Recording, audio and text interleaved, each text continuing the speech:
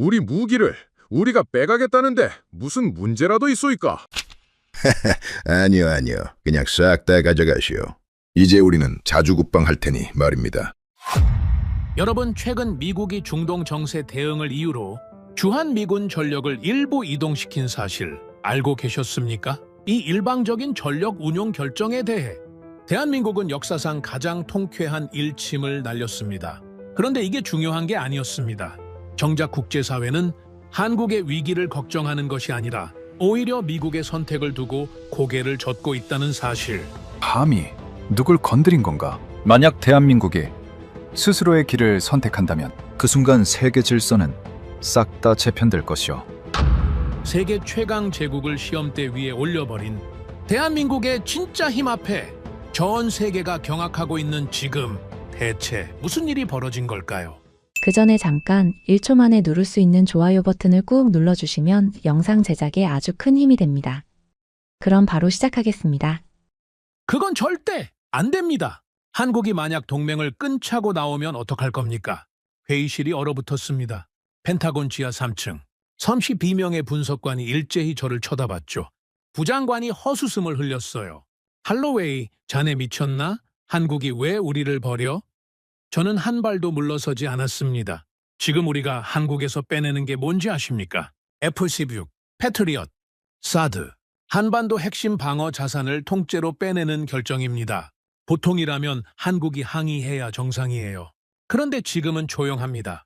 너무 조용해요. 부장관이 차갑게 웃었죠. 받아들인 거겠지. 저는 천천히 답했습니다. 받아들인 게 아닙니다. 우리가 필요 없어진 겁니다. 회의실 누구도 입을 열지 못했어요. 제 이름은 리처드 할로웨이입니다. 미국 텍사스 출신이고 올해로 62세가 됐죠. 전 미 국방부 전략분석관 출신이고 현재는 국제안보 싱크탱크 수석 고문을 맡고 있습니다. 25년 넘게 전쟁과 전력 재배치, 전략만을 분석해온 사람이에요. 걸프전, 이라크전, 아프가니스탄, 미국이 발을 디딘 모든 전장의 보고서가 제 손을 거쳐갔습니다. 저에게는 한 가지 신념이 있었죠. 틀린 판단은 반드시 대가를 부른다는 것이었습니다. 그래서 저는 권위에 흔들리지 않았어요. 미국의 결정이라도 틀렸다 싶으면 단호하게 반박해온 사람이었죠. 그게 제가 25년 동안 살아남은 방식이었습니다. 그날 새벽 4시 17분 제 책상 위에 한 장의 긴급 보고서가 올라왔어요. 표지에 단 한 줄이 적혀 있었죠. 주한미군 전력 일부 중동 차출. 처음엔 평소와 다르지 않은 보고서로 보였습니다. F-16 7대 차출, 패트리어 3개 포대 반출. 그런데 마지막 줄에서 손이 멈췄어요. 사드 1개 포대 일부 이동. 그 글자를 본 순간 머릿속이 새하얘졌죠. 사드까지요? 저는 즉시 펜타곤으로 향했습니다. 차 안에서 머릿속이 복잡하게 돌아갔어요. 25년 동안 이런 보고는 본 적이 없었거든요. 한반도에 배치된 미군 핵심 방어 자산 3가지를 한꺼번에 빼낸다는 결정. 그게 단순히 운영의 문제로 끝날 일이 아니었습니다. 펜타곤 회의실에 도착했을 때 분위기는 이상하리만치 차분했죠. 선원시 비명의 분석관과 작전참모, 그리고 부장관까지 모두 모여 있었어요. 스크린에는 한반도와 중동을 잇는 항공 이동 경로가 떠 있었습니다. 빨간 화살표가 한국에서 출발해 인도양을 거쳐 사우디아라비아로 향하고 있었죠. 저는 자리에 앉으며 옆에 있던 동료에게 조용히 물었습니다. 저 결정 누가 승인한 겁니까? 동료가 가볍게 어깨를 으쓱했어요. 위에서 내려온 거니까 따져봐야 소용없죠. 전략적 유연성, 그게 답입니다. 또 다른 분석관이 끼어들었습니다. 한국 쪽에서도 별 반응 없다는데요. 누군가 그 말을 받았죠. 그러게요. 한국이 가만히 있는 걸 보면 그쪽도 별 문제 없다고 본 거 아니겠습니까? 저는 그 말을 듣는 순간 등이 서늘해졌어요. 가만히 있다고요? 미군 핵심 전력 3가지가 동시에 빠져나가는데 가만히 있는 게 정상입니까?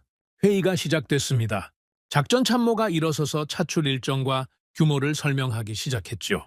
F-16은 오산기지 36 전투비 행대 소속, 패트리엇은 평택 캠프 험프리스 배치분 중 3개 포대, 사드는 성주 기지에 배치된 1개 포대 중 일부 시스템. 발표를 듣는 동안 회의실은 너무나 조용했어요. 누구도 의문을 제기하지 않았습니다. 누구도 위험을 언급하지 않았죠. 마치 미리 짜놓은 각본대로 흘러가는 것 같았습니다. 저는 점점 답답해졌어요. 작전 참모가 말을 마치며 한 줄로 결론을 정리했죠. 전략적 유연성 차원의 일시적 재배치이며 한반도 방어 태세에 미치는 영향은 미미하다고 평가됩니다. 한국 측 반응도 매우 협조적입니다. 회의실 사람들 대부분이 고개를 끄덕였습니다. 부장관이 자리에서 일어섰어요. 추가 의견 있는 사람 있습니까? 저는 그 자리에서 처음으로 고개를 들었습니다. 그리고 천천히 손을 들었죠. 회의실 시선이 일제히 저에게 쏠렸습니다. 리처드 할로웨이입니다. 저는 자리에서 일어섰어요. 다리에 힘이 들어갔습니다. 25년 경력이 그 한순간에 압축되는 느낌이었죠. 그건 절대 안 됩니다. 회의실이 술렁였어요. 옆자리 동료가 제 옷자락을 살짝 잡아당겼습니다. 그만 앉으라는 신호였죠. 저는 무시했어요. 한국이 만약 동맹을 끈차고 나오면 어떡할 겁니까? 부장관이 헛웃음을 흘렸습니다. 할로웨이, 자네 미쳤나? 한국이 왜 우리를 버려? 옆자리 분석관이 따라 웃었어요. 박사님 너무 비약 아닙니까? 저는 그들을 둘러봤습니다. 다들 같은 표정이었어요. 한국이 미국을 버린다는 가정 자체가 우스운 농담이라는 표정이었죠. 저는 그 순간 깨달았습니다.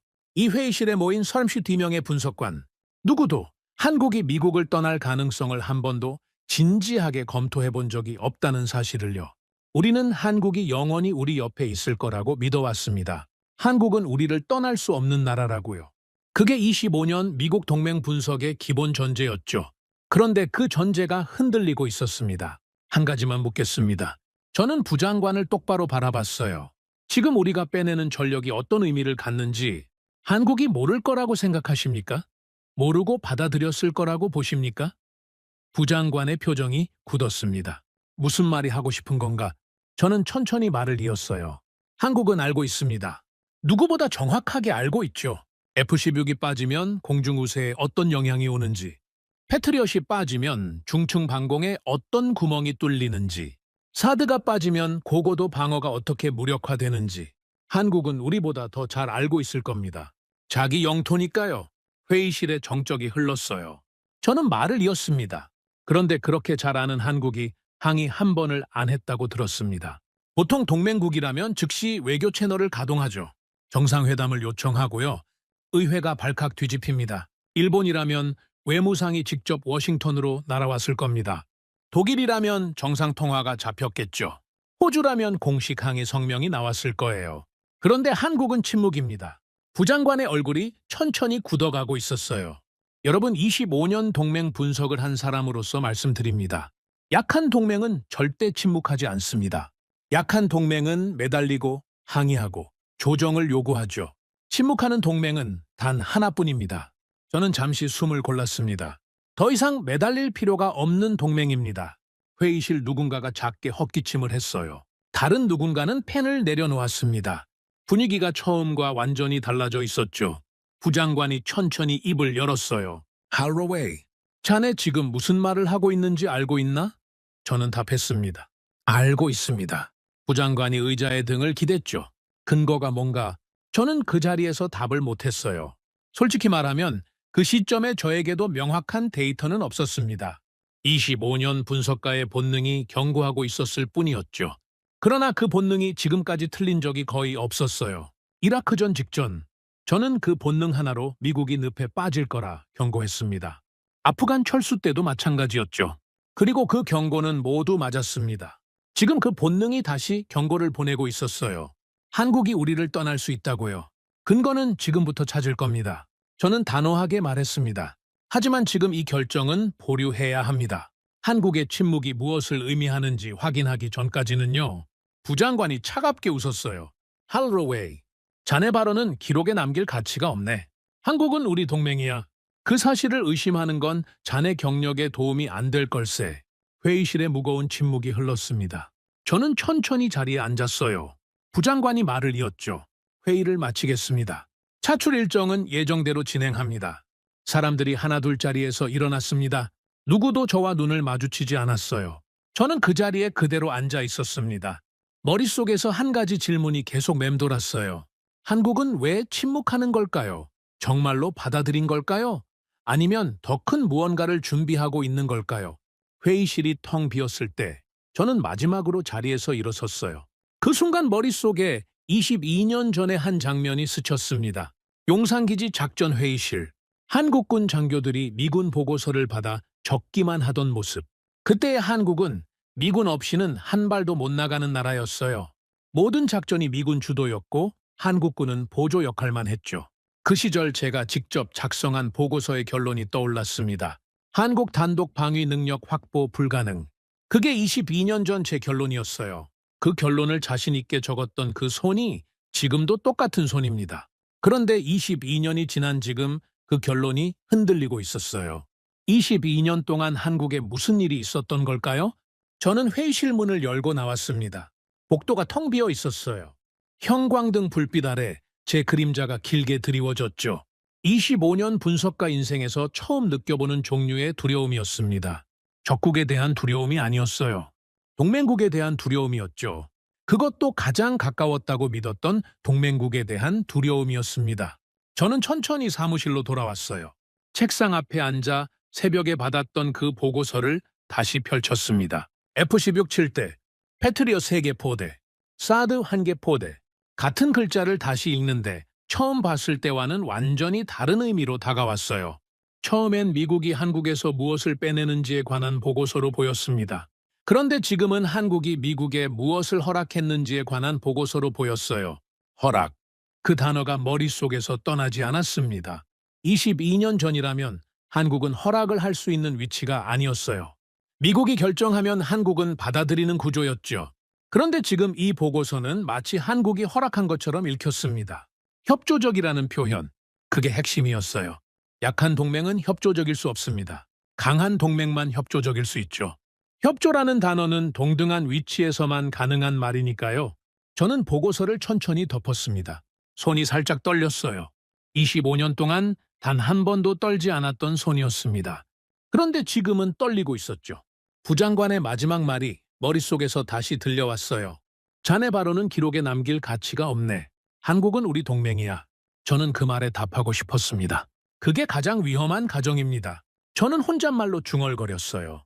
한국이 우리 동맹이라는 가정, 영원히 그럴 거라는 가정. 그 가정이 깨지는 순간 미국 동맹 전략 전체가 흔들립니다. 그리고 그 가정이 깨지는 신호가 지금 한국의 침묵이라는 형태로 우리 앞에 와 있었어요. 그런데 워싱턴 누구도 그 신호를 읽지 못하고 있었습니다. 그 순간 책상 위 전화기가 울렸어요. 새벽 6시 47분. 평소라면 절대 전화가 올 시간이 아니었습니다. 저는 천천히 수화기를 들었어요. 익숙한 목소리가 들렸죠. 리처드, 회의 끝났다고 들었네. 22년 전 함께 용산기지에서 근무했던 옛 동료였어요. 지금은 미국 정보기관에서 한국 담당으로 있는 사람이었죠. 저는 단도직입적으로 물었습니다. 한국 담당으로 묻겠어. 지금 한국에서 누가 이 침묵을 책임지고 있는 거야? 수화기 너머에서 잠시 침묵이 흘렀어요. 그러더니 옛 동료가 차분하게 답했습니다. 리처드, 자네가 정말 답을 듣고 싶다면 이 전화로는 답할 수 없어. 직접 만나야 해. 전화는 거기서 끊겼어요. 저는 수화기를 든 채 한참을 그 자리에 서 있었습니다. 25년 동안 들어본 적 없는 종류의 답변이었어요. 직접 만나야 한다. 그 말이 무엇을 의미하는지 저는 본능적으로 알았습니다. 무언가가 단순한 침묵이 아니라는 뜻이었죠. 워싱턴 안에서도 누군가는 이 상황을 다르게 보고 있다는 뜻이기도 했습니다. 저는 천천히 자리에 앉았어요. 그리고 혼잣말로 한마디를 내뱉었습니다. 한국 자네들 도대체 무엇을 준비하고 있는 건가? 창밖으로 워싱턴의 새벽이 밝아오고 있었어요. 그 새벽빛이 유난히 차갑게 느껴졌습니다. 25년 분석가 인생에서 처음으로 저는 제가 모르는 무언가가 동맹국 안에서 자라고 있다는 사실을 인정해야 했어요. 그리고 그것이 단순한 변화화가 아니라 어쩌면 시대의 끝일지도 모른다는 사실도요. 그날 그 자리에서 저는 다짐했습니다. 한국이 침묵하는 진짜 이유를 반드시 제 손으로 알아내겠다고요. 옛 동료를 만난 곳은 워싱턴 외곽의 한 작은 카페였습니다. 새벽 7시 30분. 도시가 아직 깨어나기 전이었죠. 카페 안에는 손님이 거의 없었습니다. 옛 동료 마이클 브래드포드는 창가 자리에 먼저 앉아 있었어요. 22년 전 용산기지에서 함께 근무했던 정보 장교였습니다. 지금은 미국 정보기관 한국 담당관 자리에 있는 사람이었죠. 저는 자리에 앉으며 단도직입적으로 물었습니다. 마이클, 한국 담당으로 묻겠어. 지금 한국이 침묵하는 이유가 뭐야? 마이클이 천천히 커피잔을 내려놓았어요. 그리고 저를 똑바로 바라봤습니다. 리처드, 자네가 그 질문을 한다는 것 자체가 문제의 시작이야. 저는 의아해서 되물었어요. 무슨 뜻이야? 마이클이 잠시 침묵하더니 답했습니다. 한국이 왜 침묵하는지 답하기 전에 한 가지 먼저 물어보지. 자네는 한국을 마지막으로 분석한 게 언제인가? 저는 잠시 생각했어요. 그리고 솔직하게 답했습니다. 22년 전 용산기지에서 작성한 보고서가 마지막이었어. 마이클이 천천히 고개를 끄덕였습니다. 그렇지. 그게 자네 답의 절반이야. 저는 의아했어요. 그게 무슨 말이야? 마이클이 커피를 한 모금 마셨습니다. 리처드, 자네만 그런 게 아니야. 미국 분석관 누구도 22년 동안 한국을 진지하게 분석한 적이 없어. 한국은 우리 동맹이니까, 우리 편이니까. 그래서 우리는 한국을 보지 않았지. 22년 동안 말이야. 저는 그 한마디에 가슴이 서늘했습니다. 마이클, 자네는 정보기관 한국 담당이잖아. 자네는 한국을 추적해야 하는 사람 아니야? 마이클이 가볍게 웃었어요. 리처드, 자네 그 직책의 진짜 의미를 모르는군. 한국 담당이라는 자리는 한국에서 일어나는 일을 미국 측에 보고하는 자리가 아니야. 한국 측 카운터파트와 정보를 교환하는 자리지. 그게 한국 담당의 진짜 역할이야. 저는 그 말에 입이 마르는 걸 느꼈습니다. 그러니까 정보 교환이지 정보 추적이 아니라는 거야? 마야, 그게 동맹국과 적국의 차이야. 적국은 추적하지. 동맹국은 교환해. 그런데 교환할 때는 상대가 보여주는 만큼만 받게 돼 있어. 그게 함정이야. 저는 천천히 커피잔을 내려놓았어요. 25년 분석가 인생에서 가장 충격적인 한마디였습니다. 미국이 한국을 추적하지 않았다. 동맹이라는 이유로요? 그래서 한국이 무엇을 하고 있는지 우리는 모르고 있었습니다. 22년 동안요? 그럼 자네가 보기에 지금 한국은 어떤 상태야? 마이클이 잠시 창밖을 바라봤습니다. 그리고 천천히 답했어요. 리처드, 솔직하게 말하지. 나도 잘 몰라. 내가 받는 정보는 한국이 보여주는 정보뿐이야. 한국이 안 보여주는 영역이 얼마나 되는지 그건 나도 알 수가 없어. 마이클이 잠시 멈췄습니다. 그런데 한 가지는 확실해. 자네가 회의실에서 한 그 말, 그게 맞아. 저는 마이클을 바라봤어요. 한국이 침묵하는 건 받아들인 게 아니야. 우리가 필요 없어졌기 때문일 가능성이 높아. 저는 한참 동안 답을 못했습니다. 카페 안식에 초침 소리만 들렸어요. 마이클이 말을 이었습니다. 리처드, 자네가 22년 전에 직접 본 한국을 떠올려봐.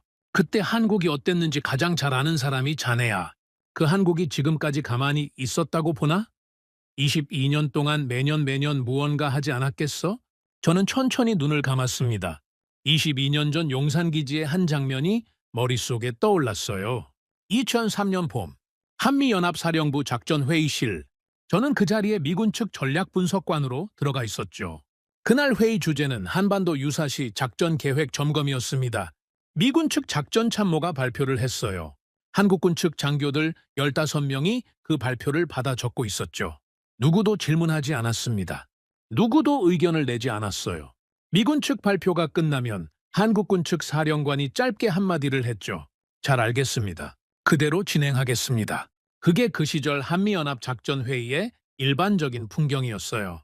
한국군은 미군 작전을 받아 적는 위치였습니다.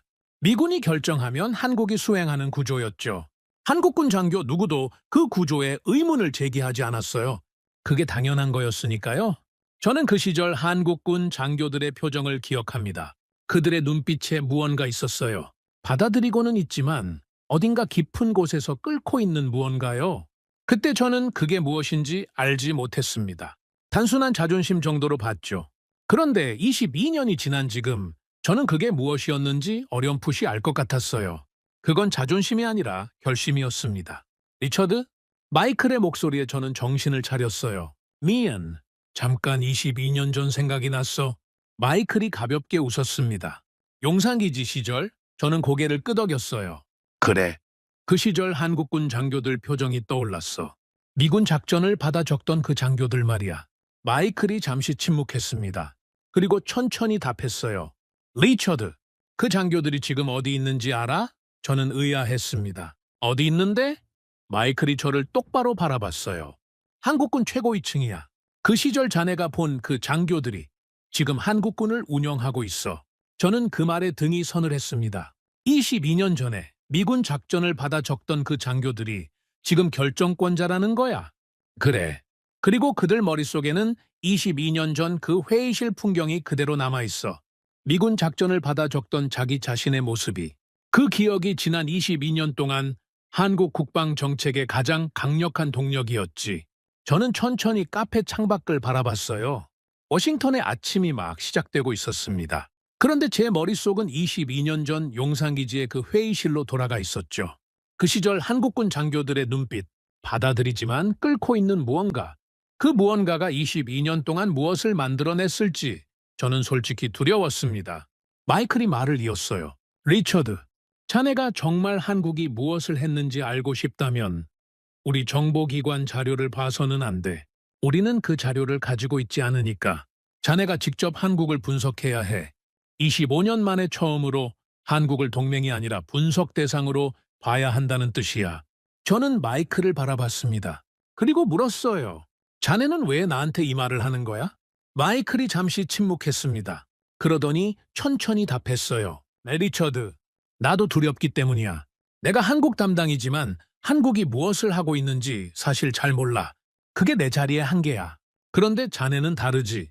자네는 외부에서 분석할 수 있어. 정보 교환의 함정 없이 말이야. 그래서 자네가 해줘야 해.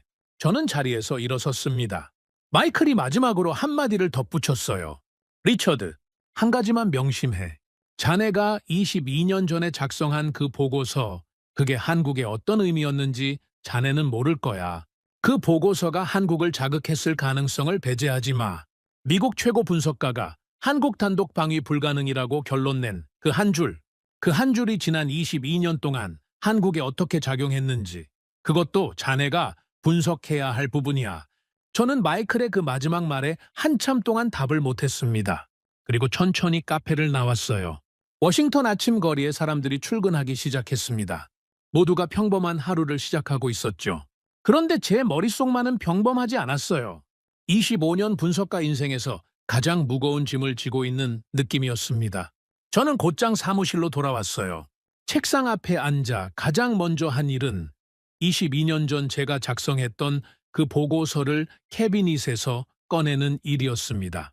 누렇게 변한 종이 위에 제 친필 서명이 그대로 남아 있었어요. 마지막 페이지의 결론을 다시 읽었습니다. 한국은 향후 30년 내 단독 방위 능력 확보 불가능.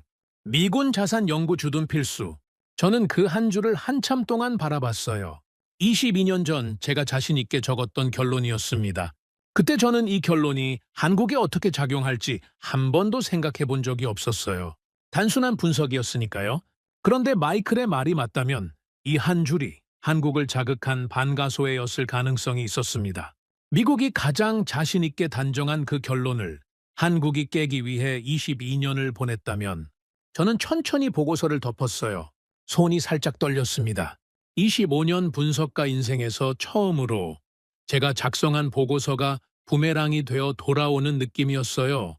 그것도 가장 가까운 동맹국으로부터 말이죠. 저는 새 노트를 펼쳤습니다. 그리고 첫 줄에 한 문장을 적었어요. 한국이 22년 동안 무엇을 했는가? 분석 대상은 한국이다. 펜을 든 손이 무거웠습니다. 25년 동안 단 한 번도 한국을 분석 대상으로 적어본 적이 없었어요. 한국은 항상 동맹이었고 협력 대상이었고 통제 대상이었죠. 그런데 지금 처음으로 한국을 분석 대상으로 적고 있었습니다. 그것도 미국 안보의 관점에서요. 저는 잠시 펜을 내려놓고 창밖을 바라봤어요. 워싱턴 전고의 햇살이 강하게 내리쬐고 있었습니다. 그런데 그 햇살 아래로 한 가지 의문이 머릿속에서 점점 커지고 있었어요. 22년 동안 한국이 무엇을 했는지 우리는 정말로 모릅니다. 정보기관도 모르고 분석관도 모르고 동맹 담당관도 모르죠. 한국이 보여준 만큼만 우리는 알고 있어요. 그렇다면 한국이 보여주지 않은 영역에서 무엇이 자라고 있을까요? 그 영역이 얼마나 클까요? 그리고 그 영역에서 자란 무언가가 지금 한국의 침묵으로 표현되고 있다면 저는 다시 펜을 들었어요. 그리고 노트에 두 번째 문장을 적었습니다. 한국이 침묵하는 진짜 이유는 우리가 22년 동안 한국을 보지 않은 그 시간 안에 있다. 그 한 줄을 적는 순간 저는 알았습니다. 이제부터가 진짜 시작이라는 것을요. 25년 분석가 인생에서 가장 어려운 분석이 저를 기다리고 있었어요. 그리고 그 분석의 끝이 무엇을 보여줄지 솔직히 두려웠습니다. 창밖으로 워싱턴 거리에 비둘기 한 마리가 날아올랐어요. 자유롭게 하늘을 가르며 사라졌죠.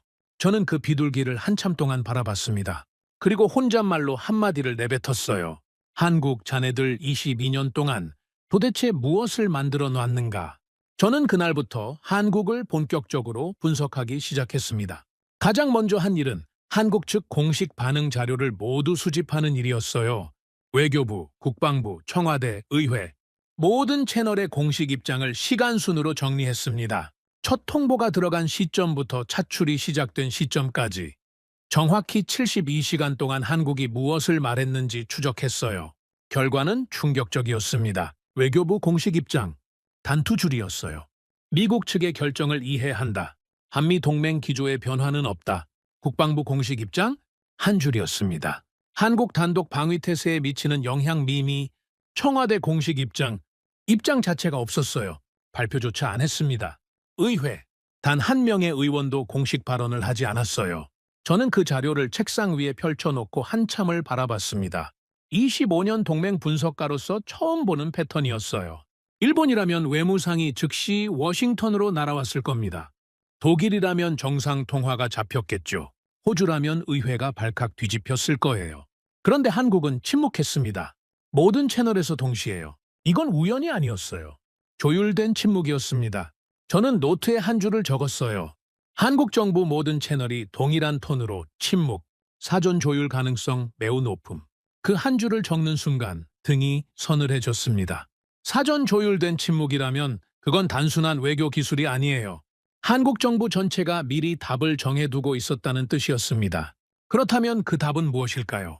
저는 다음 단계로 넘어갔어요. 지난 22년 동안 한국이 미군 자산 차출에 어떤 반응을 보였는지 역사적 패턴을 추적하기 시작했습니다. 2003년 이라크전 당시 주한미군 일부 차출, 2010년대 패트리엇 일부 이동, 2020년대 사드 운영 조정, 매번 한국의 반응이 어떻게 달라졌는지 시간 순으로 정리했어요. 결과를 보고 저는 한참 동안 자리에서 일어나지 못했습니다. 2003년 이라크전 당시 한국, 즉각적인 외교부 항의 성명, 국방부 우려 표명, 정상통화 요청, 의회 결의안 발의. 모든 채널이 동시에 가동됐어요. 그 시절 한국은 미군 자산이 단 한 개라도 빠지면 전국이 들썩이는 나라였습니다. 2010년대 패트리엇 이동 당시 한국 외교부 신중한 입장 표명, 국방부 협의 요청, 정상 차원 논의. 반응은 약해졌지만 여전히 외교 채널은 가동됐어요. 2020년대 사드 운영 조정 당시 한국 외교부 간단한 입장 표명, 국방부 별도 발언 없음, 의회 무반응, 반응이 거의 사라지기 시작했습니다. 그리고 2026년 지금 한국 침묵, 모든 채널에서 동시 침묵. 저는 그 패턴을 보고 한 가지 결론에 도달했어요. 한국은 22년 동안 점진적으로 미군 자산 차출에 무관심해져 왔습니다. 그리고 지금은 무관심을 넘어 무반응 단계에 도달했어요. 이건 자연스러운 변화가 아니었습니다. 단계적이고 계획적인 변화였어요. 마치 누군가가 22년 동안 한국 정부에 학습시킨 것처럼요. 저는 노트에 두 번째 줄을 적었습니다. 22년에 걸친 점진적 무반응 학습, 의도적 패턴일 가능성 높음. 그 한 줄을 적고 저는 잠시 펜을 내려놓았어요. 25년 분석가 인생에서 이런 패턴을 본 적이 한 번도 없었습니다.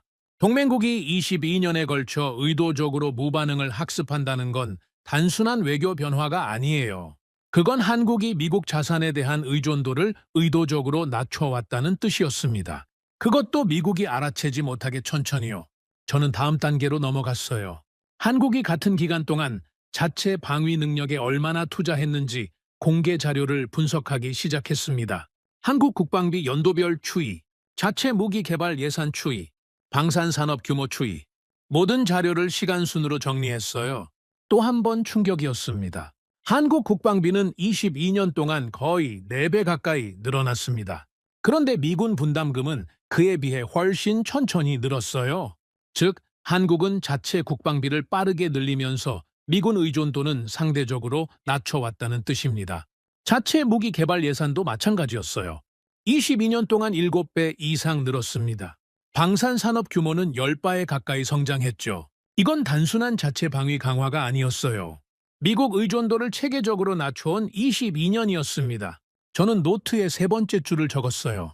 한국 국방 투자 패턴, 미국 의존도 의도적 감소 명확. 그 한 줄을 적는 순간 저는 잠시 의자에서 일어섰습니다. 25년 분석가의 본능이 또 한 번 경고를 보내고 있었어요. 이건 단순한 자립 노력이 아니다. 이건 미국 없이 가는 길을 준비해온 22년이다. 그 본능이 이번엔 데이터로 뒷받침되고 있었습니다. 저는 창가에 서서 한참을 생각했어요. 한 가지 의문이 머릿속에서 떠나지 않았습니다. 왜 우리는 이걸 못 봤을까요? 22년 동안 한국 국방비가 4배 늘었다는 건 누구나 볼 수 있는 공개 정보입니다. 자체 무기 개발 예산이 7배 늘었다는 것도요. 방산 산업이 10배 성장했다는 것도요. 그런데 워싱턴 누구도 이 데이터를 한국 자립 시나리오와 연결해서 보지 않았어요. 왜일까요? 답은 간단했습니다. 한국이 우리 동맹이라는 가정 때문이었어요. 동맹국이 자체 방위력을 키우는 건 자연스러운 일이라고 봤죠. 그게 결국 미국 부담을 덜어주는 거라고 생각했어요. 동맹 분담의 일환이라고 본 겁니다. 누구도 그 자체 방위력 강화가 미국 의존도를 낮추는 방향으로 향하고 있다는 가능성을 진지하게 검토하지 않았습니다. 이게 동맹 가정의 함정이었어요. 저는 자리로 돌아와 노트에 네 번째 줄을 적었습니다. 동맹 가정이 미국 분석의 사각지대를 만들었음. 한국은 그 사각지대를 활용함? 그 한 줄을 적고 나니 가슴이 무거워졌어요. 25년 동안 제가 동맹 분석을 해온 방식이 통째로 흔들리는 순간이었습니다. 동맹이라는 가정이 분석의 출발점이 아니라 분석의 한계였다는 사실, 그 한계를 한국이 22년 동안 활용해왔다는 사실, 이걸 인정하는 게 솔직히 너무 무거웠어요. 그날 저녁, 저는 사무실에 혼자 남아 있었습니다. 다른 분석관들은 모두 퇴근했어요. 책상 위에는 한국 관련 자료가 산처럼 쌓여 있었습니다. 저는 그 자료를 한 번 더 천천히 훑어봤어요. 그러다가 한 가지 사실을 발견했습니다. 한국 국방백서의 표현 변화였어요. 22년 전 한국 국방백서. 한미연합 방위태세를 통해 한반도 안보를 유지한다. 표현의 중심이 한미연합이었습니다. 미국과 함께한다는 의미였죠. 15년 전 한국 국방백서. 한미동맹을 기반으로 자주 국방을 추진한다. 표현이 바뀌었어요. 한미동맹이 기반이고 자주 국방이 추진 방향이었습니다. 무게중심이 자주 국방으로 이동하기 시작했어요. 10년 전 한국 국방백서. 자주 국방 능력을 확보하고 한미동맹을 보완적으로 운용한다. 또 바뀌었어요. 이번엔 자주 국방이 주가 되고 한미동맹이 보완이 됐습니다. 5년 전 한국 국방백서. 독자적 방위 능력을 기반으로 동맹 협력을 확대한다. 더 결정적이었어요. 독자적이라는 단어가 등장했고 동맹 협력은 확대 대상이지 의존 대상이 아니었습니다. 그리고 가장 최근 한국 국방백서. 저는 그 부분을 읽고 펜을 떨어뜨렸어요. 한국은 자국의 안보를 자국의 능력으로 책임진다. 자국이라는 단어가 2번 들어가 있었습니다. 한미동맹이라는 표현은 별도 항목으로 빠져 있었어요. 동맹은 더 이상 한국 안보의 핵심 표현이 아니었습니다. 부속 표현이었어요. 저는 그 한 줄을 한참 동안 바라봤습니다. 25년 분석가로서 가장 무서운 종류의 변화였어요. 한국이 자국 안보의 주체를 자국으로 명시하기 시작했다는 사실, 동맹을 핵심에서 부속으로 옮겼다는 사실, 이건 단순한 표현 변화가 아니었습니다. 한국이 동맹을 보는 시각 자체가 근본적으로 바뀐 거였어요. 그리고 워싱턴 누구도 이 표현 변화를 추적하지 않았습니다. 22년 동안요. 저는 자리에서 일어섰어요. 사무실 창밖으로 워싱턴 야경이 펼쳐져 있었습니다. 그 야경 아래로 한 가지 결론이 머릿속에서 점점 선명해지고 있었어요. 한국은 22년 동안 미국 없이 가는 길을 의도적으로 준비해왔다. 그리고 지금 우리는 그 준비의 결과물 앞에 서 있습니다. F-16, 패트리엇, 사드 차출에 한국이 침묵하는 이유가 그것이었어요. 자국의 안보를 자국의 능력으로 책임진다는 한국 국방백서의 그 한 줄. 그게 한국의 진짜 답이었습니다. 저는 다시 책상 앞에 앉았어요. 그리고 노트에 마지막 한 줄을 적었습니다. 한국의 침묵은 우연이 아니다. 22년에 걸친 준비의 결과다. 그 한 줄을 적는 순간 저는 어렴풋이 알았어요. 이게 끝이 아니라는 사실을요. 한국이 22년 동안 준비해온 그 길의 끝에는 우리가 아직 보지 못한 무언가가 더 있을 거라는 직감이 들었습니다. 단순한 자체 방위 능력 확보 정도로 한국이 멈췄을 리가 없었어요. 22년이라는 시간은 그것보다 훨씬 긴 시간이었습니다. 저는 천천히 자리에서 일어섰어요. 그리고 책상 위에 펼쳐진 자료를 한 장씩 정리하기 시작했습니다. 다음 단계로 넘어갈 시간이었어요. 한국이 22년 동안 준비해온 결과물이 무엇인지 구체적으로 들여다볼 차례였습니다. 사무실 형광등 불빛 아래에서 저는 혼잣말로 한마디를 내뱉었어요. 한국 자네들이 만들어 놓은 그 카드, 이제 내가 직접 보겠네. 창밖 워싱턴 밤하늘에 별이 하나 떠 있었습니다. 그 별을 한참 동안 바라봤어요. 25년 분석가 인생에서 가장 긴 밤이 막 시작되고 있었습니다. 다음 날 새벽, 저는 한국 자체 무기체계 데이터를 본격적으로 추적하기 시작했습니다. 가장 먼저 들여다본 건 한국의 자체 방공망이었어요. 미군 패트리엇과 사드가 빠지면 한반도 방공에 어떤 공백이 생기는지, 그리고 한국이 그 공백을 무엇으로 채우려는지 확인해야 했습니다. 저는 한국방위사업청 공개 자료를 펼쳤어요. 천궁이라는 미사일 시스템 이름이 가장 먼저 눈에 들어왔습니다. 22년 전 제가 한국에 있을 때는 들어본 적도 없는 이름이었어요. 청웅아의 양산 완료, 청웅루 양산 완료, 그리고 L3이라 불리는 한국형 사드급 미사일이 양산 진입 단계였습니다. 저는 그 자료를 한참 동안 바라봤어요. 한국은 미국 패트리엇 1개 체계를 대체하기 위해 자체 미사일 3개 층의 다층 방공망을 만들어 왔습니다. 저층, 중층, 그리고 고층. 미군 자산이 한반도에서 빠질 모든 가능성을 22년 동안 자체 무기로 메워온 거였어요. 저는 노트에 첫 줄을 적었습니다. 한국 자체 다층 방공망 거의 완성 단계. 미군 패트리엇 공백 자체 대응 가능. 그 한 줄을 적고 저는 잠시 펜을 내려놓았어요. 그런데 그게 끝이 아니었습니다. 다음 자료를 펼치는 순간 저는 의자에서 천천히 등을 떼고 앉았어요. 한국 천궁 투라이가 아랍에미리트와 대규모 수출 계약을 체결한 자료가 눈앞에 있었습니다. 그것도 단순한 시범 도입이 아니었어요. 본격적인 다개년 도입 계약이었습니다. 저는 그 자료를 2번 읽었어요. 그리고 3번 읽었습니다. 아랍에미리트는 중동 국가입니다. 그리고 미국이 한반도에서 빼낸 패트리엇이 향하고 있는 곳도 중동이에요. 같은 지역, 같은 방공 수요. 그런데 그 지역의 한 나라는 이미 미국 패트리엇 대신 한국 천궁을 선택했습니다. 저는 펜을 들고 다음 줄을 적었어요. 중동 일부 국가, 미국 패트리엇 대신 한국 방공 체계 선택. 미국 자산 이동 방향과 정확히 동일 지역. 그 한 줄을 적는 순간 손이 멈췄습니다. 25년 분석가의 본능이 또 한 번 경고를 보냈어요. 이건 우연이 아니다. 미국이 한반도에서 빼낸 자산이 중동으로 향하는 그 시점에 그 중동의 일부 국가는 이미 한국 방공 체계를 선택해놓고 있었어요. 마치 누군가 두 그림을 미리 맞춰놓은 것 같았습니다. 저는 다음 자료를 펼쳤어요. 사우디아라비아 관련 자료였습니다. 사우디는 아랍에미리트보다 훨씬 큰 시장이에요. 중동 방공 수요의 핵심 국가죠. 그 사우디가 한국 방공 체계 도입을 진지하게 협상 중이라는 자료가 있었습니다. 미국 패트리엇 추가 도입 대신 한국 천궁 도입을 검토하는 단계였어요. 저는 그 자료를 보고 한참 동안 자리에서 일어나지 못했습니다.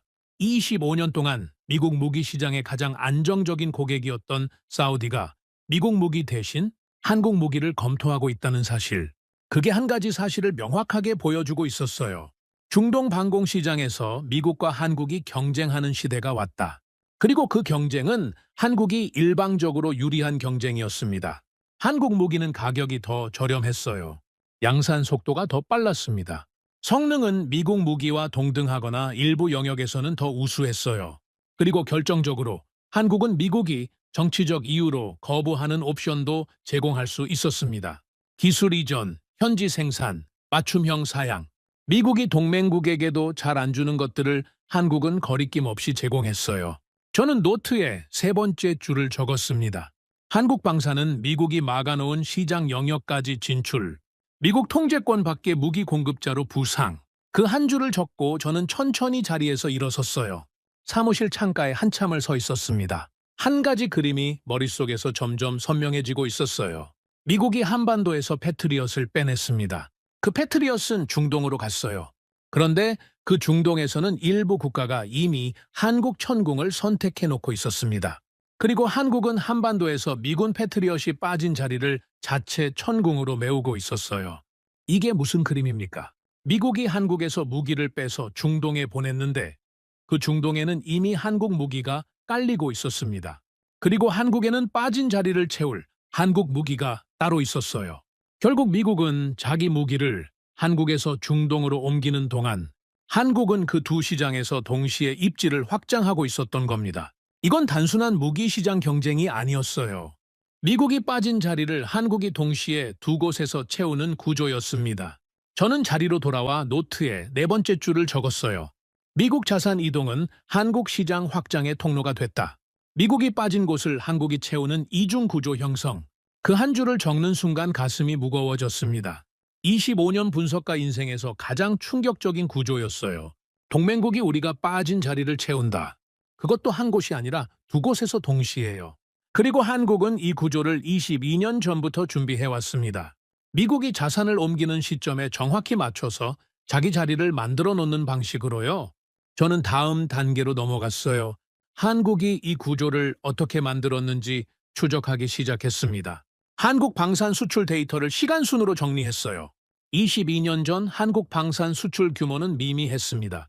거의 통계에 잡히지 않는 수준이었어요. 10년 전부터 본격적으로 늘기 시작했습니다. 그리고 최근 5년 사이에는 매년 폭발적으로 성장했어요. 수출 대상 국가도 확대됐습니다. 처음에는 동남아 일부 국가, 다음은 중동 일부 국가, 그리고 지금은 유럽 국가들까지 폴란드 K2 전차 대규모 계약이 그 흐름의 정점이었어요. 한국 방산은 22년 동안 자체 시장에서 글로벌 시장으로 점진적으로 확장해왔습니다. 저는 그 데이터를 보고 한 가지 사실을 깨달았어요. 한국 방산 시장 확장은 미국이 후퇴하는 모든 영역에서 일어났습니다. 미국이 인도태평양 우선 전략을 펴면서 중동 자산을 줄였을 때 그 빈자리에 한국이 들어갔어요. 미국이 유럽 분담금 갈등을 겪으면서 동유럽 신뢰가 약해졌을 때 그 빈자리에도 한국이 들어갔습니다. 미국이 동남아 무기 수출을 정치적 이유로 제한했을 때도 그 빈자리에 한국이 들어갔어요. 한국은 미국의 후퇴 패턴을 22년 동안 정확하게 읽고 있었습니다. 그리고 그 후퇴가 일어나는 모든 곳에 자기 무기를 미리 깔아놓았어요. 저는 노트의 마지막 줄을 적었습니다. 한국은 미국의 모든 후퇴 시나리오에 대비한 무기 공급망을 22년 동안 구축, 단순 자체 방위가 아니라 미국 대안 공급자 전략. 그 한 줄을 적는 순간 저는 알았어요. 한국이 침묵하는 진짜 이유가 무엇인지를요. 받아들인 게 아니었습니다. 받아들일 필요가 없었던 거예요. 한국은 이미 자기 답을 가지고 있었으니까요. 우리가 무엇을 빼내든 한국에는 그것을 채울 자체 카드가 준비돼 있었던 거예요. 그리고 그 카드는 한국 자국 방위에만 쓰이는 게 아니었습니다. 우리가 빠진 모든 시장에서 우리의 자리를 대신할 카드였어요. 저는 천천히 노트를 덮었습니다. 사무실 창밖으로 워싱턴의 새벽이 다시 밝아오고 있었어요. 25년 분석가 인생에서 가장 무거운 결론에 도달한 순간이었습니다. 한국은 우리가 빠질 줄 알고 있었어요. 그래서 22년 동안 우리가 빠진 모든 곳을 미리 메웠습니다. 그리고 지금 우리는 그 결과물 앞에 서 있어요. 한반도에서 빠진 자산이 향한 중동에는 이미 한국 무기가 깔려 있었고 한국에는 빠진 자리를 채울 한국 무기가 따로 있었습니다. 이건 단순한 동맹의 변화가 아니었어요. 미국이 만든 무기 공급 질서가 한국에 의해 조용히 대체되고 있다는 신호였습니다. 그리고 그 신호를 우리는 22년 동안 보지 못했어요. 동맹이라는 가정 하나 때문에요. 저는 자리에 앉아 혼잣말로 한마디를 내뱉었습니다. 한국 자네들은 이미 우리 자리를 차지하고 있었군. 우리가 떠나기도 전에 말이야. 그 말을 내뱉는 순간 저는 다음 단계가 두려워졌어요. 한국 방산이 무기 시장을 차지한 게 사장에서 본 그림이라면 다음 단계에는 더 큰 무언가가 기다리고 있을 것 같은 직감이 들었거든요. 한국이 만들어 놓은 카드는 무기뿐이 아닐 가능성이 컸습니다. 22년이라는 시간은 그것보다 훨씬 긴 시간이었으니까요. 창밖 새벽빛이 책상 위 노트를 비추고 있었어요. 저는 천천히 펜을 다시 들었습니다. 다음 단계에서 확인해야 할 것이 너무 많았어요. 한국이 만들어 놓은 카드의 진짜 깊이가 어디까지인지 직접 마주해야 할 시간이었습니다. 저는 다음 단계로 넘어가기 전 한 사람을 더 만나야 했습니다. 마이클이 카페에서 헤어질 때 했던 말이 머릿속에서 계속 맴돌았어요. 자네가 정말 한국이 무엇을 했는지 알고 싶다면 한국 공군 분석가를 만나봐. 22년 전 자네 보고서를 한국군이 어떻게 받아들였는지 알 수 있을 거야. 마이클이 소개해준 사람은 데이비드 코넬리 박사였습니다. 미국 공군 출신 전직 분석관이었고 지금은 한국 공군 전력을 30년 가까이 추적해온 거의 유일한 미국 측 전문가였어요. 데이비드와의 만남은 워싱턴 외곽의 한 도서관 회의실에서 이루어졌습니다. 그가 먼저 자료 한 뭉치를 테이블 위에 올려놨어요.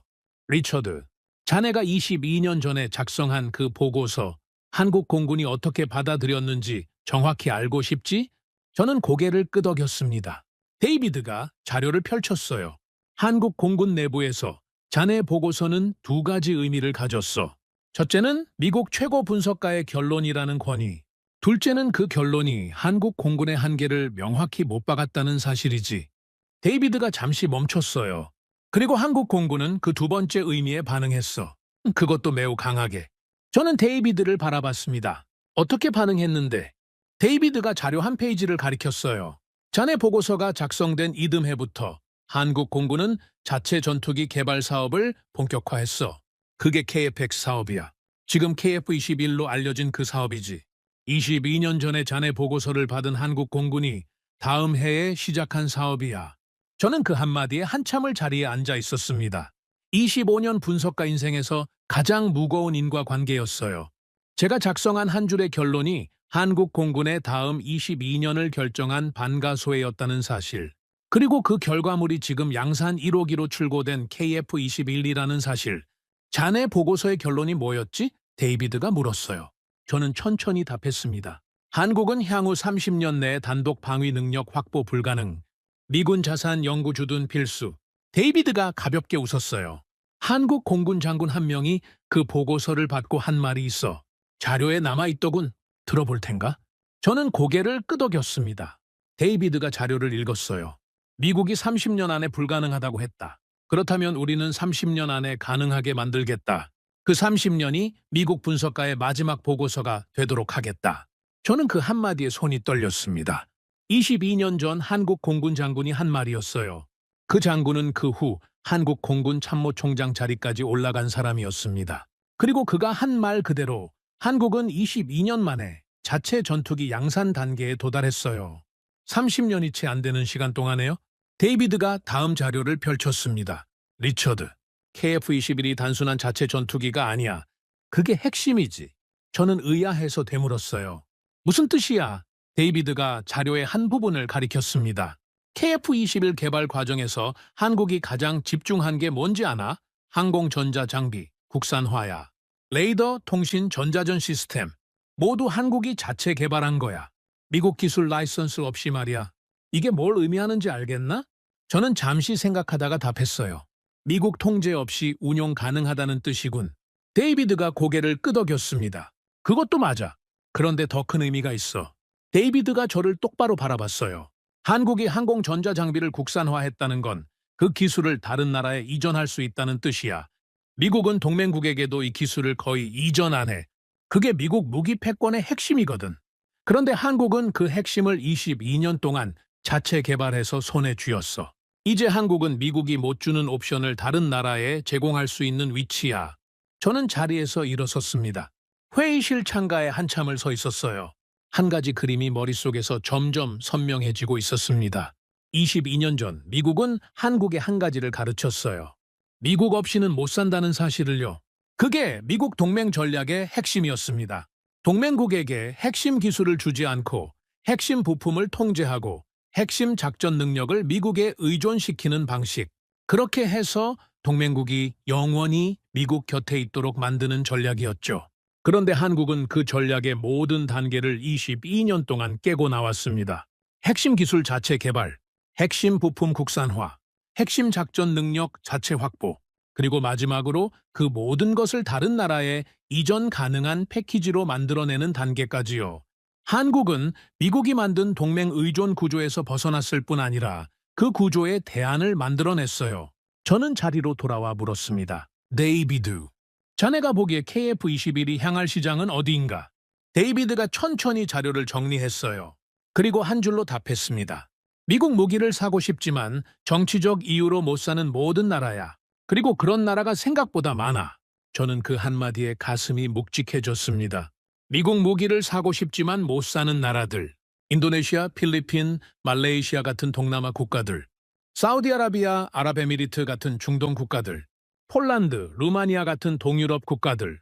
미국이 정치적 또는 외교적 이유로 무기 수출을 제한하거나 까다롭게 만든 모든 나라가 잠재적 한국 고객이었어요. 그리고 한국은 미국이 못 가는 그 모든 곳에 갈 수 있었습니다. 한국은 정치적 부담이 적었고 무기 수출 결정이 빨랐고 가격 협상이 유연했어요. 한마디로 미국이 갖지 못한 모든 강점을 한국이 갖고 있었습니다. 데이비드가 마지막으로 한마디를 덧붙였어요. 리처드, 자네가 22년 전에 한국에 30년 한계를 그어줬을 때 그건 자네에게는 분석이었어. 한국에게는 도전장이었지.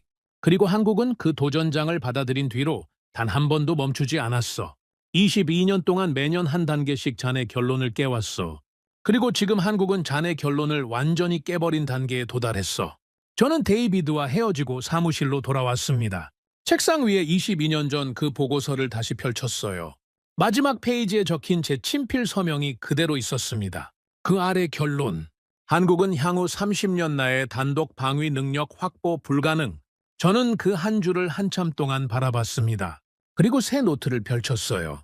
펜을 들고 첫 줄을 적었습니다. 22년 전 결론은 한국의 도전장이었다. 한국은 그 도전장을 받아들였고 22년 만에 답을 만들어냈다. 그 한 줄을 적는 순간 저는 25년 분석가 인생에서 처음으로 한 가지 사실을 인정해야 했어요. 제가 그동안 한국을 분석한 방식이 전부 틀렸다는 사실을요. 저는 한국을 동맹으로 봤습니다. 통제 가능한 동맹으로요. 미국 없이는 못 사는 동맹으로요. 그런데 한국은 그 모든 가정을 22년 동안 조용히 깨고 있었어요. 그리고 지금 한국은 미국 동맹 분석의 모든 전제 밖에 서 있는 나라였습니다. 저는 노트에 두 번째 줄을 적었어요. 한국은 미국 동맹 분석의 모든 전제를 깨버린 첫 번째 사례. 통제 가능 동맹에서 통제 불가능 파트너로 이동 완료.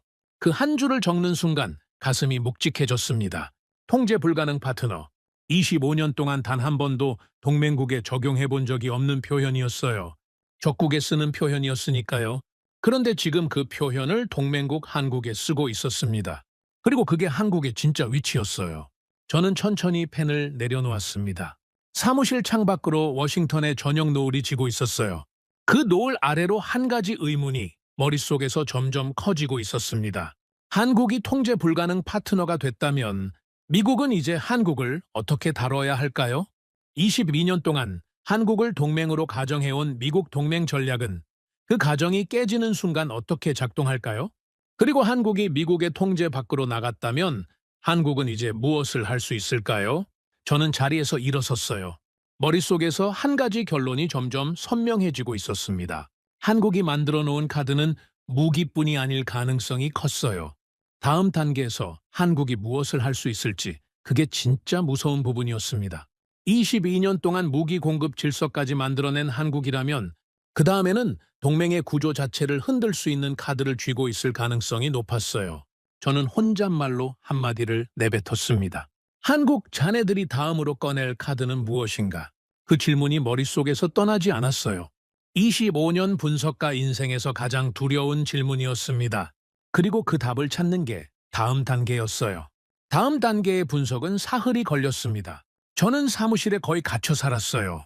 한국이 무기 공급 질서까지 만들어냈다면 그 다음 단계에서 무엇을 할 수 있는지 확인해야 했습니다. 25년 분석가의 본능이 한 가지 방향을 가리키고 있었어요. 한국은 무기에서 멈추지 않을 거라는 직감이었습니다. 저는 한국의 외교 패턴부터 다시 봤어요. 22년 동안 한국이 어떤 나라들과 어떤 협력을 맺어왔는지 시간 순으로 정리했습니다. 결과는 충격적이었어요. 한국은 22년 동안 미국이 잘 못 가는 모든 나라와 조용히 친해져 왔습니다. 폴란드. 한국은 K2 전차와 K9 자주포를 대규모 수출했어요. 그런데 그게 끝이 아니었습니다. 폴란드 내 한국 무기 정비 시설 구축, 한국 기술자 현지 파견, 폴란드군 한국훈련소 입소. 한국과 폴란드 사이에 단순한 무기 거래를 넘어선 군사 협력 구조가 깔리고 있었어요. 베트남. 한국은 베트남에 자체 함정을 수출했습니다. 그리고 베트남군 장교들이 한국 해군에서 훈련받기 시작했어요. 베트남은 미국이 무기 수출을 매우 까다롭게 제한해온 나라입니다. 그런데 한국은 그 빈자리에 자연스럽게 들어가 있었어요. 인도네시아. 한국은 KF-21 공동개발 파트너로 인도네시아를 끌어들였습니다. 잠수함도 수출했어요. 인도네시아군 장교들이 한국군 학교에서 교육받는 시스템도 구축됐습니다. 저는 그 자료를 한참 동안 바라봤어요. 한 가지 패턴이 명확하게 보였습니다. 한국은 무기 수출을 핑계로 22년 동안 자체 군사협력 네트워크를 조용히 구축해왔어요. 그리고 그 네트워크에 속한 나라들 대부분이 미국이 통제하기 어려운 나라들이었습니다. 저는 노트에 첫 줄을 적었어요. 한국은 무기 수출을 매개로 자체 군사협력 네트워크 구축, 미국 통제 박동맹망 형성 진행 중. 그 한 줄을 적고 저는 잠시 펜을 내려놨습니다. 미국 통제 박동맹망. 25년 동안 단 한 번도 분석한 적이 없는 개념이었어요. 동맹은 미국이 만드는 거였습니다. 동맹국은 미국 동맹망의 일부가 되는 거였어요. 그게 미국 안보 전략의 기본이었죠. 그런데 한국은 그 기본을 깨고 있었습니다. 한국이 자체 동맹망을 만들고 있었어요. 그것도 미국이 들어가지 못하는 영역에서요. 저는 다음 단계로 넘어갔습니다. 한국이 이 자체 네트워크를 어떤 방향으로 끌고 가려는지 확인해야 했어요. 한국 외교부 공개 자료, 한국 국방부 협력 보고서, 한국 측 군사 협력 발표 문건, 모든 자료를 교차 분석했습니다. 한 가지 키워드가 반복적으로 등장했어요. 다자 안보 협력. 한국은 22년 동안 다자 안보 협력이라는 표현을 점진적으로 늘려왔습니다. 처음에는 한미동맹 보완 차원의 표현이었어요. 시간이 지나면서 한미동맹과 동등한 가치의 표현이 됐습니다. 그리고 최근에는 한미동맹과 별도로 추진되는 독립적인 협력 체계로 표현됐어요. 다자 안보 협력. 이 표현의 진짜 의미가 무엇일까요? 저는 한참을 분석한 끝에 한 가지 결론에 도달했습니다. 다자 안보 협력은 미국 중심 양자 동맹 구조의 대안이라는 뜻이었어요. 미국 한 나라에 의존하는 대신 여러 나라가 서로 협력하는 구조. 그 구조 안에서는 미국의 영향력이 상대적으로 약해집니다. 그리고 한국은 그 다자 구조의 핵심 허브가 될 수 있는 위치에 있었어요. 저는 노트에 두 번째 줄을 적었습니다. 한국이 추진하는 다자 안보 협력은 미국 중심 양자 동맹 구조에 대한 명백한 대안 제시. 그 한 줄을 적는 순간 가슴이 묵직해졌어요. 25년 분석가 인생에서 가장 무거운 결론이었습니다. 한국이 미국 동맹 구조의 대안을 만들고 있다는 사실, 그리고 그 대안에 이미 여러 나라가 합류하고 있다는 사실. 이건 단순한 외교적 다변화가 아니었어요. 미국 안보 패권의 근본적 도전이었습니다. 저는 자리에서 일어섰어요. 사무실을 한참 동안 서성였습니다. 머릿속에 한 가지 시나리오가 점점 선명해지고 있었어요. 한국이 어느 시점에 미국에 한 가지 통보를 한다면 어떻게 될까요? 이 통보는 동맹 파기가 아닙니다. 그보다 훨씬 정교한 방식이에요. 한미 동맹은 유지한다. 그러나 우리는 다자 안보 협력 체계를 본격 가동하기로 결정했다. 미국도 그 체계의 한 파트너가 될 수 있다. 이런 통보입니다. 동맹 파기가 아니라 동맹의 격하예요. 미국이 한국에게 유일한 안보 파트너에서 여러 파트너 중 하나로 격화되는 통보입니다. 이 통보가 나오면 미국은 어떻게 대응할 수 있을까요? 22년 전이라면 즉각적인 압박이 가능했습니다. 무기 공급 중단, 분담금 압박, 동맹 격화 위협, 모든 카드가 미국 손에 있었어요. 그런데 지금은 다릅니다. 한국은 자체 무기를 갖고 있어요. 자체 군사 협력 네트워크가 있습니다. 미국 압박에 굴복할 이유가 거의 없는 상태였어요. 저는 노트에 세 번째 줄을 적었습니다. 한국에 대한 미국 압박 카드 대부분 무력화, 동맹 격화 시나리오에 대한 미국 대응 옵션 제한적. 그 한 줄을 적는 순간 등이 서늘해졌어요. 25년 동맹 분석가로서 처음 보는 구조였습니다. 미국이 동맹국에 대한 레버리지를 거의 잃은 상태. 그것도 가장 가까운 동맹국으로부터요. 이건 단순한 외교적 변화가 아니었어요. 미국 안보 전략의 한 시대가 끝나는 신호였습니다. 저는 다음 단계로 넘어갔어요.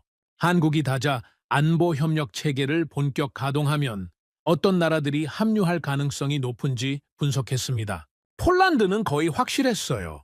베트남, 인도네시아, 필리핀 같은 동남아 국가들도 가능성이 높았습니다. 사우디아라비아, 아랍에미리트 같은 중동 국가들도 옵션이었어요. 호주는 미국과 한국 사이에서 균형을 잡으려 할 가능성이 컸습니다. 이 시나리오가 현실화되면 한국은 거의 한 개 권역의 안보 허브가 됩니다. 그리고 미국은 그 권역에서 한국을 통하지 않고는 영향력을 발휘하기 어려운 위치로 밀려나요. 미국 중심 동맹 구조가 한국 중심 협력 구조로 부분적으로 대체되는 그림입니다.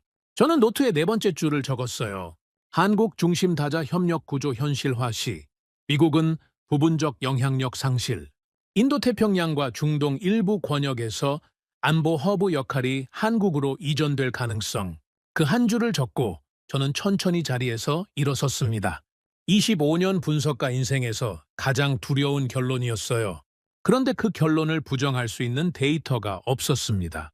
모든 데이터가 같은 방향을 가리키고 있었어요. 저는 사무실 창가에 한참을 서 있었습니다. 워싱턴의 저녁 하늘이 어둑해지고 있었어요.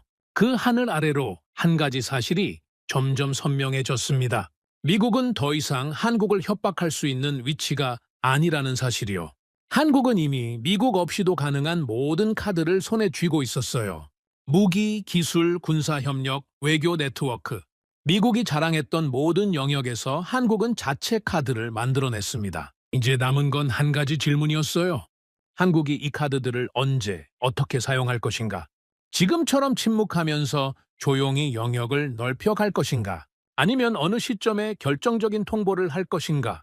그리고 더 무서운 가능성이 있었어요. 한국이 이미 그 통보의 시기를 정해놓았을 가능성. 22년 동안 모든 것을 계획해온 한국이 이 마지막 단계만 우연에 맡길 리가 없었습니다. 저는 자리로 돌아와 노트의 마지막 줄을 적었어요. 한국은 동맹 격화 통보 카드를 이미 손에 쥐고 있다. 사용 시기는 한국이 결정한다. 그 한 줄을 적는 순간 손이 살짝 떨렸습니다. 25년 분석가로서 가장 인정하기 싫은 결론이었어요. 미국이 더 이상 결정권자가 아니라는 사실, 한국이 결정권자라는 사실, 동맹 관계의 칼자루가 한국 손으로 넘어갔다는 사실. 저는 천천히 노트를 덮었습니다. 그리고 혼잣말로 한마디를 내뱉었어요. 한국 자네들이 그 칼자루를 휘두를 때 우리는 어떻게 답해야 하는가? 답이 없었습니다. 25년 동안 단 한 번도 준비해 본 적이 없는 질문이었어요. 그리고 그 답이 없는 자리에 워싱턴 누구도 진지하게 마주하지 않고 있었습니다. 회의실에서 저를 비웃었던 그 32명의 분석관 누구도요? 저는 사무실 의자에 앉아 한참을 가만히 있었어요. 다음 단계에서 제가 해야 할 일이 무엇인지 점점 명확해지고 있었습니다. 워싱턴에 이 사실을 알려야 했어요. 22년 만에 처음 작성하는 한국 보고서를요.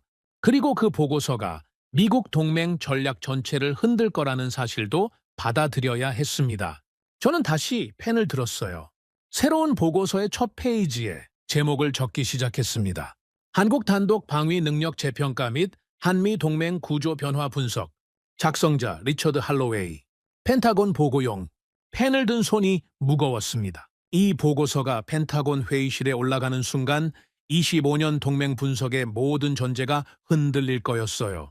그리고 그 보고서를 부장관 앞에 내려놓는 순간이 제 분석가 인생의 가장 결정적인 순간이 될 거였습니다. 창밖으로 워싱턴 밤하늘에 별이 하나 떠 있었어요. 22년 전 용산기지에서 봤던 그 별과 같은 별이었습니다. 그런데 그 별이 비추는 세계는 22년 사이에 완전히 다른 세계가 돼 있었어요. 펜타곤 보고서를 완성하는 데 닷새가 걸렸습니다. 그 닷새 동안 저는 사무실에서 거의 한 발도 나가지 않았어요. 22년 전 제가 작성했던 그 한 장짜리 결론을 25년 만에 뒤집는 보고서였습니다. 한 줄 한 줄이 무거웠어요. 한 단어 한 단어가 미국 동맹 전략의 어떤 가정을 부수는 단어였으니까요. 보고서 첫 장에 저는 한 문장을 적었습니다. 미국의 대한국 레버리지는 사라졌다.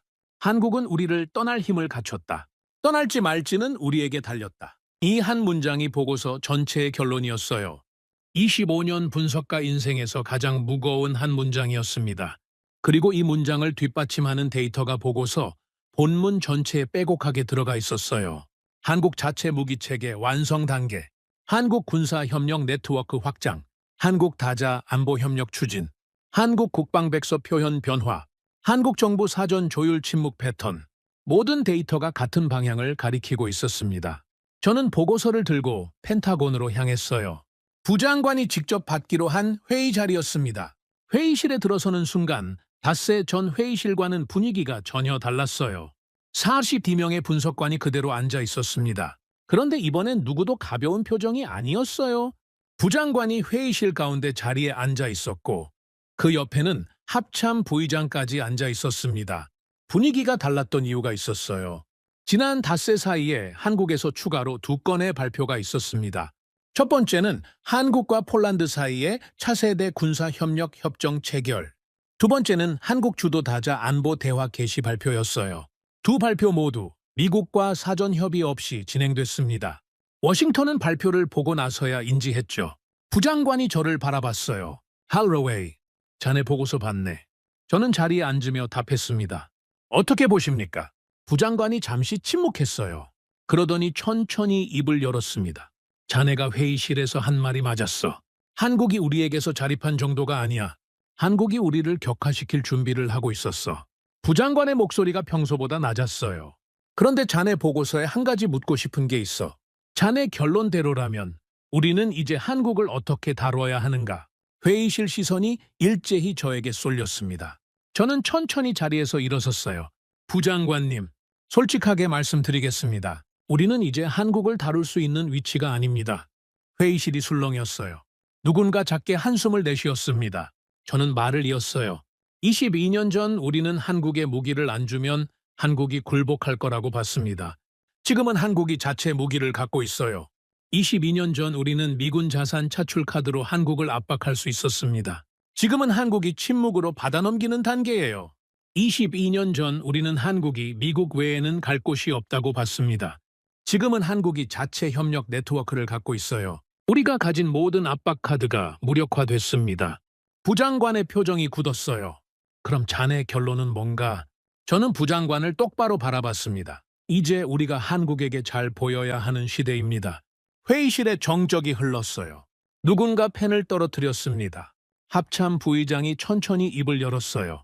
할로웨이 박사, 미국이 동맹국에게 잘 보여야 하는 시대라는 게 무슨 의미인가? 저는 잠시 호흡을 가다듬었습니다. 의미는 단순합니다. 22년 동안 우리는 한국에게 조건을 걸어왔습니다. 무기를 얻으려면 이렇게 해라. 분담금을 내려면 저렇게 해라. 동맹 지위를 유지하려면 우리 말을 들어라. 모든 조건을 우리가 걸었어요. 그런데 지금은 한국이 우리에게 조건을 거는 시대가 됐습니다. 그것도 우리가 인지하지 못하는 사이예요. 저는 잠시 멈췄어요. 한국과 폴란드 협정을 보십시오. 한국은 우리에게 사전 통보조차 안 했습니다. 한국 주도 다자 안보 대화도 마찬가지예요. 한국은 우리의 동의가 필요 없는 단계에 도달했습니다. 그리고 이건 한국이 미국을 무시하는 게 아닙니다. 한국이 미국 동의를 더 이상 필요로 하지 않는 위치가 됐다는 뜻이에요. 부장관이 저를 한참 동안 바라봤습니다. 그러더니 천천히 물었어요. 할로웨이, 자네는 이 상황에서 미국이 무엇을 해야 한다고 보는가? 저는 답했습니다. 3가지입니다. 첫째, 한국을 동맹이 아니라 파트너로 재규정해야 합니다.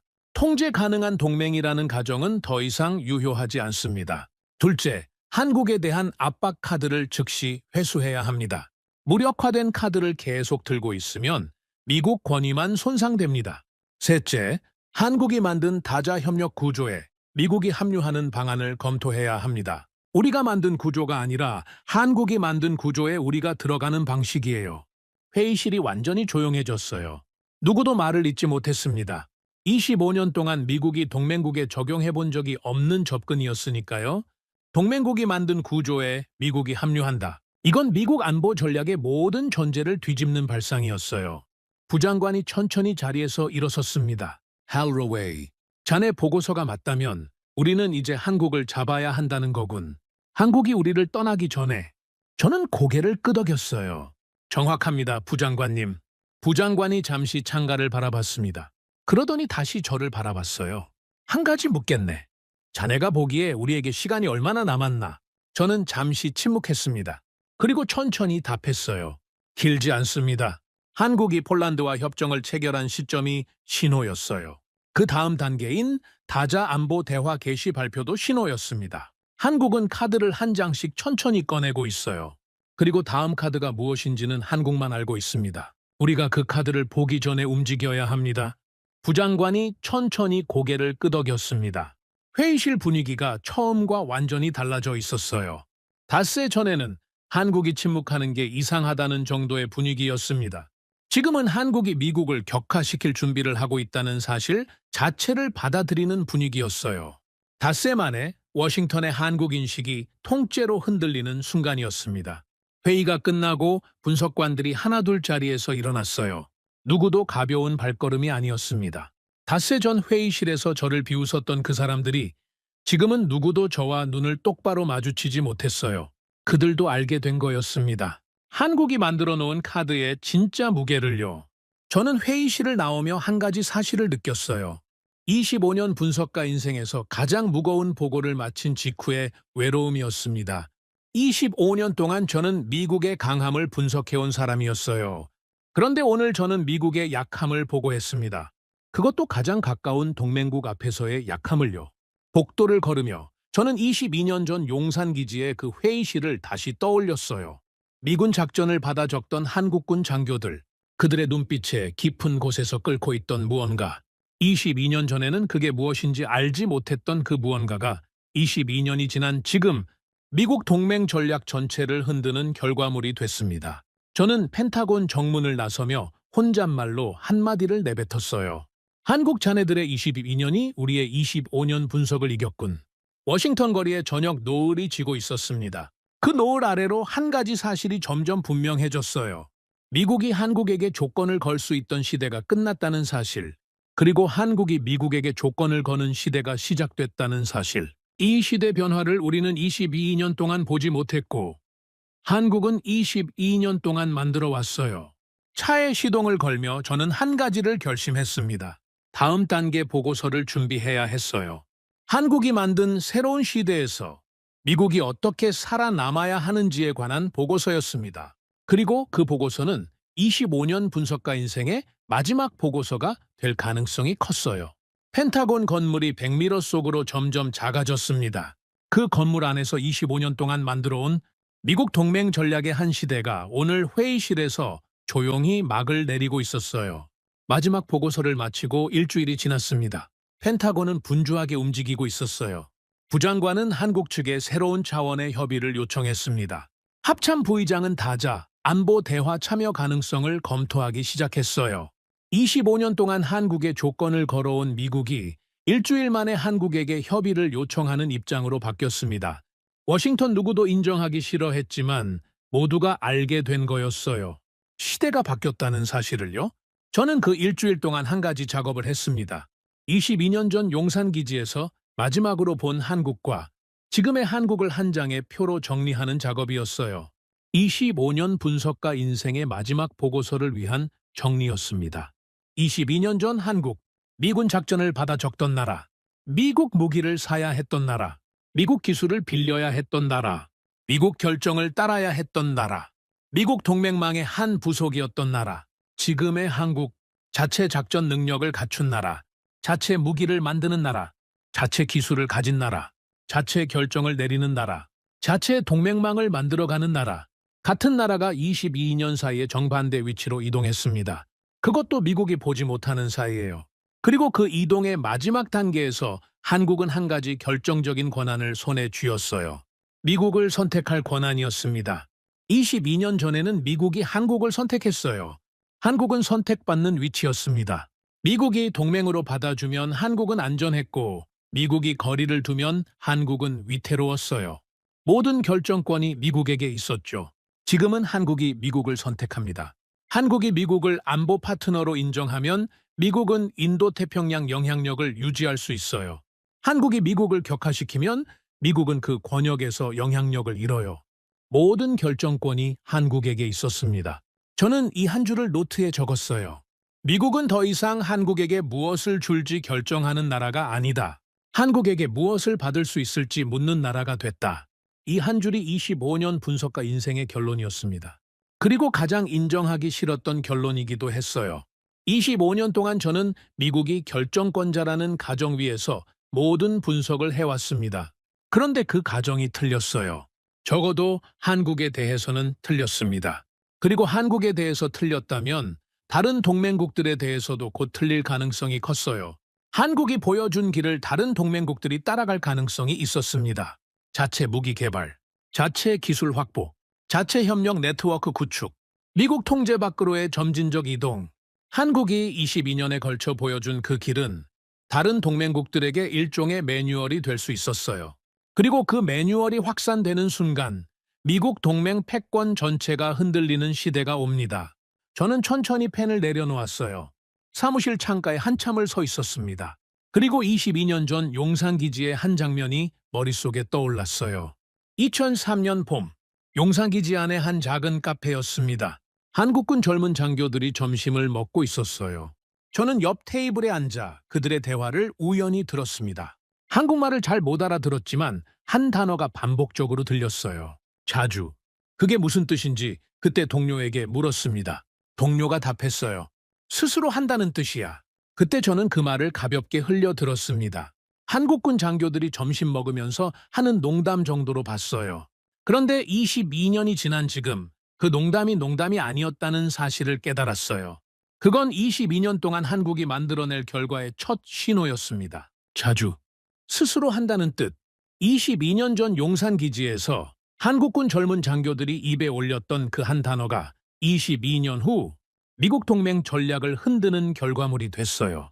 그리고 그 한 단어를 들었던 저 자신은 25년이 지나서야 그 의미를 이해하게 됐습니다. 저는 자리로 돌아와 마지막 보고서를 펼쳤어요. 마지막 페이지의 한 문장을 적기 시작했습니다. 우리는 한국을 보호하고 있다고 믿었다. 그런데 어느 순간 한국이 우리를 선택하고 있었다.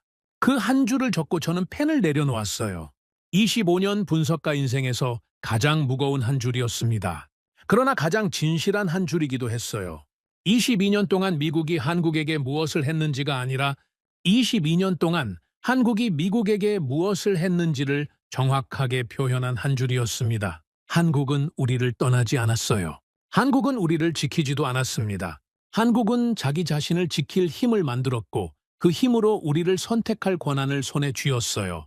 그리고 그 선택권은 한국이 결정해서 우리에게 통보하는 형식이 될 거였습니다. 우리가 결정해서 한국에게 통보하는 게 아니라요. 이게 새로운 시대의 동맹이었습니다. 한쪽이 일방적으로 조건을 거는 시대가 아니라 양쪽이 균형을 맞춰가는 시대.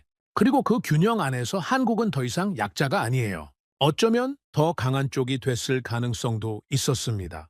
적어도 인도 태평양 권역과 중동 일부 권역에서는 그랬어요. 저는 보고서를 덮고 자리에서 일어섰어요. 책상 위에 22년 전 그 보고서와 지금 보고서를 나란히 놓았습니다. 22년 전 보고서. 한국은 향후 30년 내에 단독 방위 능력 확보 불가능. 지금 보고서. 한국은 미국을 선택할 권한을 손에 쥐었다. 같은 분석가가 같은 나라를 분석한 두 보고서였습니다. 결론이 정반대였어요. 22년 사이에 한국이 그만큼 변했고 25년 분석가의 시야가 그만큼 확장됐다는 의미였습니다. 저는 두 보고서를 한참 동안 바라봤어요. 그리고 천천히 22년 전 보고서를 손에 들었습니다. 그 보고서를 책상 서랍 깊숙이 넣었어요. 25년 분석가 인생의 한 시대가 그 서랍 안에서 막을 내리는 순간이었습니다. 저는 새로운 보고서를 가방에 넣었어요. 펜타곤으로 향할 시간이었습니다. 부장관에게 마지막 한마디를 전해야 했어요. 그건 보고서에 적지 않은 한마디였습니다. 동맹은 보호가 아닙니다. 균형입니다. 그리고 그 균형은 이제 한국이 들고 있습니다. 저는 사무실 문을 나서며 잠시 멈췄어요. 25년 동안 매일 드나들던 그 문이었습니다. 그런데 오늘은 그 문이 다른 의미로 다가왔어요. 25년 분석가 인생의 한 시대가 끝나는 문턱이었기 때문입니다. 그리고 새로운 시대의 첫 보고서를 들고 나가는 문턱이기도 했어요. 복도를 걸으며 저는 한 가지 사실을 느꼈습니다. 22년 전 용산기지에서 미군 작전을 받아 적던 그 한국군 장교들이 22년 후 저에게 한 가지 깨달음을 줬다는 사실이었어요. 강함은 받는 것이 아니라 만드는 것이라는 깨달음이었습니다. 미국은 동맹을 줬고 한국은 동맹을 만들었어요. 받은 것은 사라지지만 만든 것은 남아요. 그래서 한국은 22년 후 자기 동맹망을 갖게 됐고 미국은 한국에게 받기를 청해야 하는 위치가 됐습니다. 저는 펜타곤으로 향하는 차 안에서 한 가지 결심을 했어요. 25년 분석가 인생의 다음 한 가지 작업을 결심한 거였습니다. 한국이 보여준 그 길을 미국이 어떻게 받아들여야 하는지에 관한 책을 쓰기로요. 25년 동안 미국 동맹의 강함을 분석해온 사람으로서 마지막으로 미국 동맹의 새로운 형태를 제안하는 책이었습니다. 그 책의 제목은 이미 정해져 있었어요. 한국이 우리에게 가르친 것. 차창 밖으로 워싱턴의 거리가 흘러갔습니다. 사람들이 평범한 하루를 보내고 있었어요. 그들은 모를 거였습니다. 오늘 펜타곤 회의실에서 미국 동맹 전략의 한 시대가 막을 내린다는 사실을요. 그리고 새로운 시대의 첫 보고서가 부장관 책상 위에 올라간다는 사실을요. 펜타곤 건물이 점점 가까워졌어요. 저는 가방 안의 보고서를 한 번 더 만져봤습니다. 그 보고서가 닿는 순간 22년 전 용산기지에서 들었던 그 한 단어가 미국 동맹 전략의 새로운 출발점이 될 거였어요. 자주 스스로 한다는 뜻. 22년 전에는 한국군 젊은 장교들의 입에서 흘러나온 한 단어였습니다. 22년 후에는 미국이 받아들여야 할 새로운 시대의 첫 단어가 됐어요. 저는 차에서 내렸습니다. 펜타곤 정문을 향해 걸어갔어요. 25년 분석가 인생의 마지막 발걸음이 그 정문을 향하고 있었습니다.